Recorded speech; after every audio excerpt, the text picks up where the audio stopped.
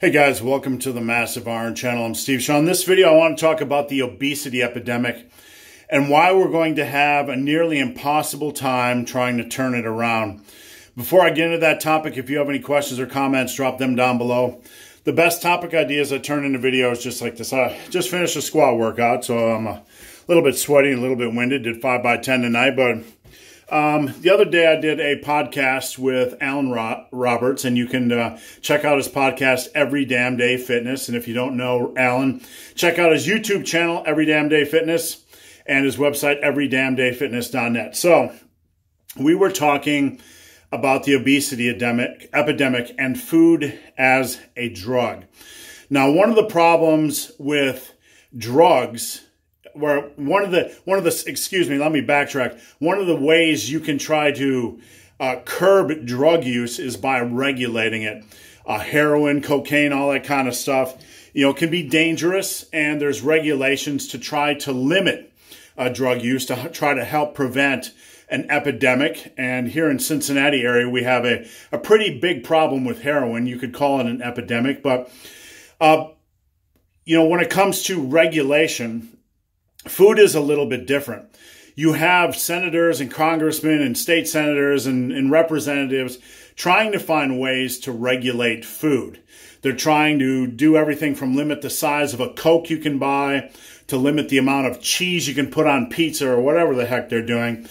You can try to regulate food, but here's the problem with the obesity epidemic and food regulation. Any of us can really, most of us can walk out the door right now and just have access to hundreds of different food sources within, 5-10 miles, whether it's a convenience store, a grocery store, fast food restaurants. And even beyond that, we can call for pizza deliveries. We can call Grubhub. We can call Uber Eats. We have so much access to food. We can even go on Amazon and order 200 bags of Doritos if we want. So the idea that we can somehow regulate food and that'll help the obesity epidemic is really, really misguided. One of the problems with that is that with food as a drug and with the obesity epidemic completely out of control, like I said, it's going to be almost impossible to turn it around because you just can't stop people from eating. You can't stop people from overeating. We have so much access to food. How do you stop that? How do you take away the Uber Eats? How do you take away the Grubhub? How do you take away all the businesses that are around you right now? You really can't. They're going to be there. And our society is just going to get more and more efficient, and we'll have access to more and more foods. You can try to limit the calorie, contents of a food. We're just going to eat more. It's really that simple. The really only weapon we have in the battle against the obesity epidemic is education. We're not going to save everybody, far from it. But we still have a chance to save a few. And the only weapon we have to do that is to educate people on the dangers of obesity, all the different various forms of cancer that you're at a greater risk for, all the health markers, all that kind of good stuff.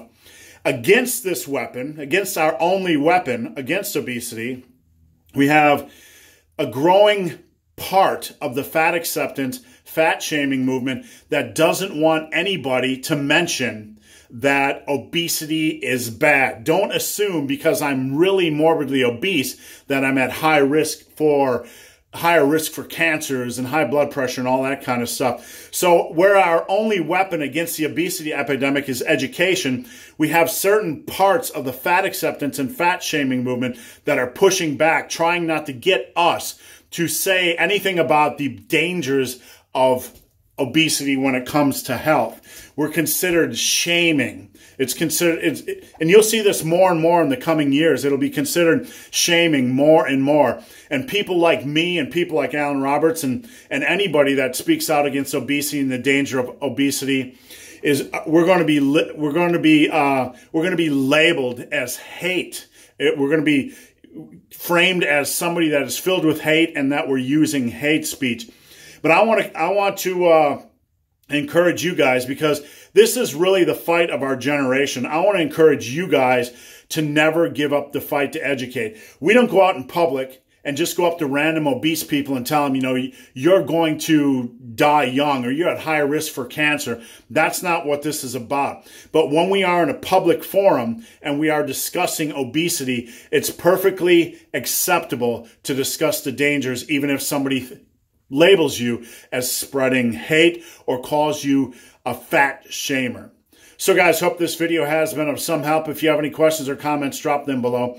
If you made it this far in this video and have yet to subscribe to my channel, please do. I'd appreciate the support. So guys, as always, thanks for watching. Have a great day.